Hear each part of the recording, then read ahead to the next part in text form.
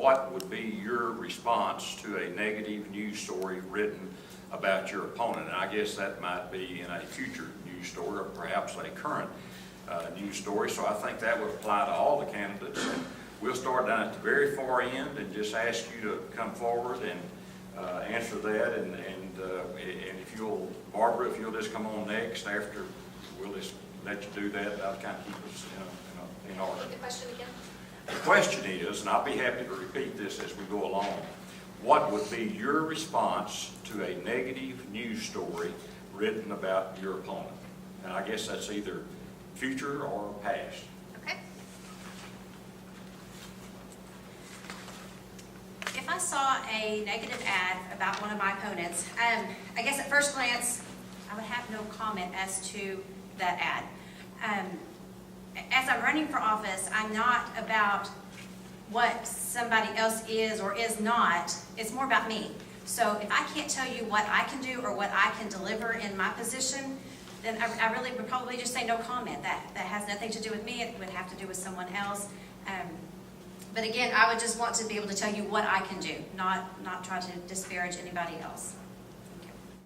Like Ms. Mason, I would, first of all, not ever say anything negative about my opponent. I don't think that we're here to tear each other down. We're here to build each other up. I think you have 5 excellent choices here for the school board, and I would suggest that we would always be working together. So the only way that negative thing could come is if someone else had said it. If it's someone who's working for me, then I would speak to them and ask them to please, please, please refrain from that in the future, and let's see what we can do about getting it taken care of now, retracting it. Thank you. I'm that way as well. I feel that there's no room for that in a school board election. The school board, in my opinion, should be as far from a political stance as any should be. This is not a political board. This board has to work together, and if you start getting any kind of political attitudes like that in it, it cannot work together, and that's when you start seeing a lot of problems develop in school systems. So I have no room for that at all, and I just would have no response to it. I would think it would just be, that's just not where it needs to go. This is what would you have done differently in the last 3 years as a school board member? I'm going to repeat that again. What you've done differently in the last 3 years as a school board member. That's a very good question. I guess over the last 3 years, we know that there was the financial crisis. Since I was not a part of that, I really can't speak to that, but I guess the main thing is as a school board member, you just always have to be as informed as you can be. Do your homework. As a school board member, you just really have to do your homework. Just always know what's coming, study that packet, and just always try to think ahead. So that's about it. I feel sorry for Ms. Mason. I'm glad I wasn't first. We know that 3 years ago there was a problem with money, and we know that during the past 3 years that our school district has worked very well in trying to overcome that problem. In fact, there is no problem at this point. And so what would I have done differently?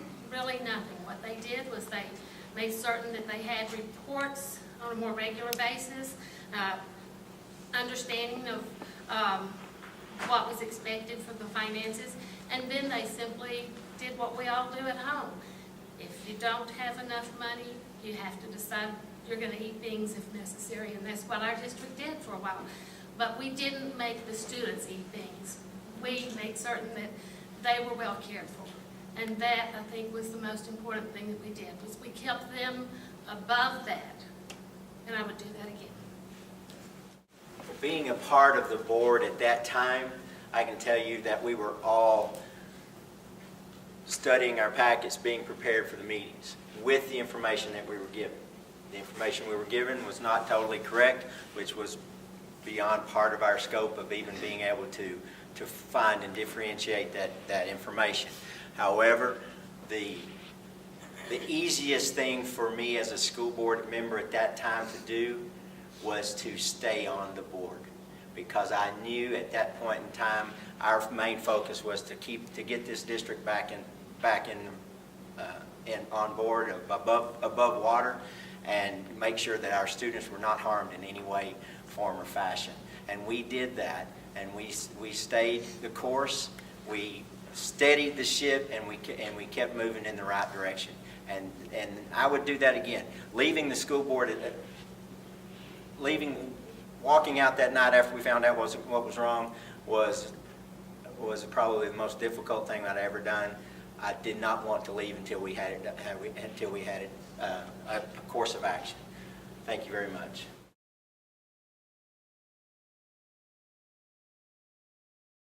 This district, ever since I've been here, I think this district has been moving forward. When I got on the board, the big pendulum was this way, and it was about career and technologies. We were developing more things, and in the middle of my term of the 9 years on the board, it all went to college bound. Every kid needed to go to college, and we all sat on the board going, that's really not, we know that's not really true for any district, but that's the way the educational pendulum is swinging. Now it is coming back to more career and technology, and the school board is very aware of that, and we are moving in that direction by having more things available for the students. And when we are able to implement those, I believe those will be implemented in a very timely manner. Thank you.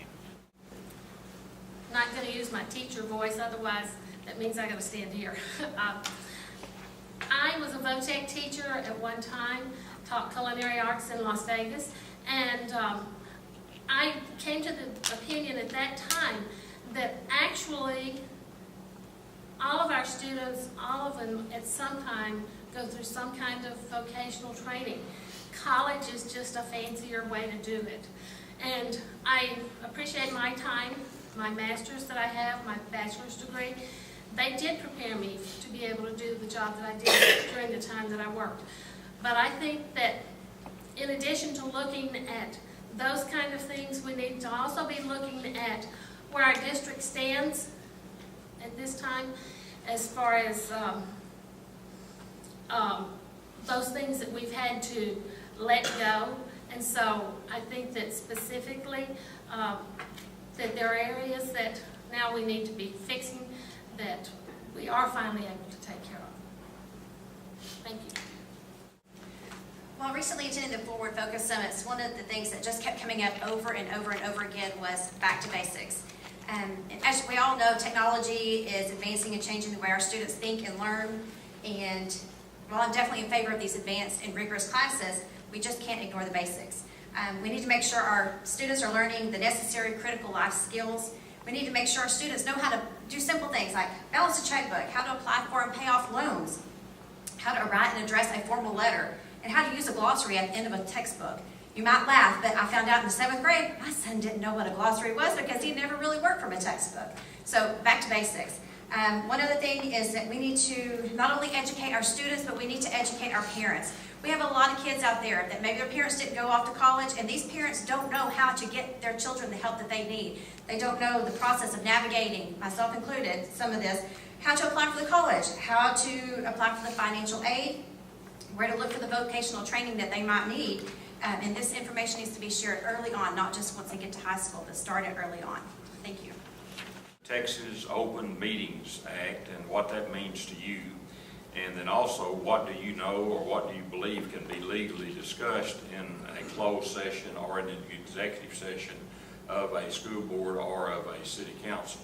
Again, the Open Meetings Act is very important to me that it does allow the community to know what the school board is going to be talking about that evening. They have plenty of time to decide if they want to if there's an issue that they would like to come and talk about as well.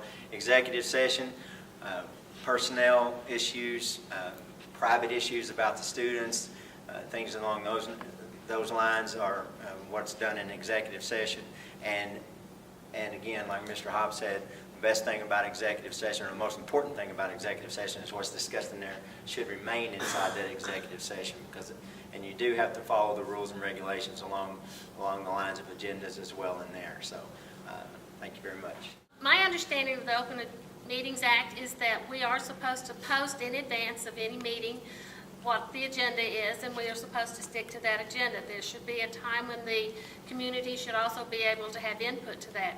Now, in the executive session, which has been discussed perhaps more than that, is when we cover things that apply to personnel or students, purchases that might be affected if that information were available publicly prior to that purchase. And one other thing that I wrote down, the lawyer's advice. One of the things that I found interesting in some reading that I did today was, what if there's a catastrophic event and that meeting is not able to be held?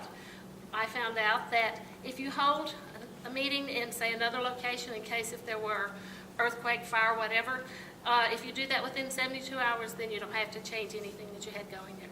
And of course, in executive session, nothing that is said there is supposed to be shared. Personal property, etc. Thank you. To me, the Open Meetings Act is basically to be able to maintain the transparency so that the parents and the community knows what's going on within the school district. So that transparency that we're always seeking, that's one way to do it. We've all talked about how the 72 hours and the posting the agenda and also the publishing of the minutes so that the community is up to date on what was going on. And as far as what goes on in executive session, it's my understanding that that's when personnel issues would be addressed, grievances by parents, if there were issues with students, anything that may not need to be under the eye of the public at that time will be addressed in the executive session. And as I all said, the most important thing is that whatever is in executive session must remain there. Thank you. Cheryl? Oh, okay. Sure. How do you feel about more transparency regarding problems within the district, such as teenage drug abuse or other illegal activities? I think we just have to be open and honest with our community. I understand that sometimes there's stigma that goes along with it, and maybe you don't want that out there so that it's not deemed, oh, Forney has issues or whatever. But I think that public awareness and that it has to be taught at home. If you bury your head in the sand, if you don't know if something's going on, if it's brought to the forefront and you know something's going on, it gives you an opportunity to discuss it with your children. If there's drug issues going on at the school, that's an opportunity and an avenue to address it with your children. So I think the transparency, there are certain things that maybe you can't put out there at that time, but at some point I do think it is important to allow the community to understand what's going on in our schools, even if there are some issues that maybe we don't want to address, but it needs to be. Thank you. I believe that transparency is very important within the school district. I think that all of the activities that are normal day-to-day activities should be extremely transparent, and that our customers, the parents and the students, should be able to see those things and know them. When it comes to things that are more personal, such as illegal activities, I think then it's a problem that we need to address, but we need to also be careful in what we're doing concerning reputations, and we can talk about the issues, we can talk about where it's happening, but I don't think that we should be giving out so many specifics that students are identifying.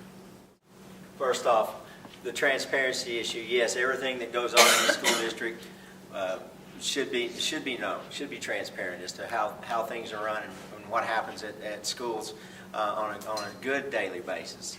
The things that the drug issues and things of that nature need to be kept more private until all of the facts are known, and so that they protect the students that are involved one way or the other. Again, our main objective is to teach the children and engage them, and not to disengage them by mistreatments of any sort. But maintaining transparency in the district is very important, and it has to be transparent in order for the district to function properly.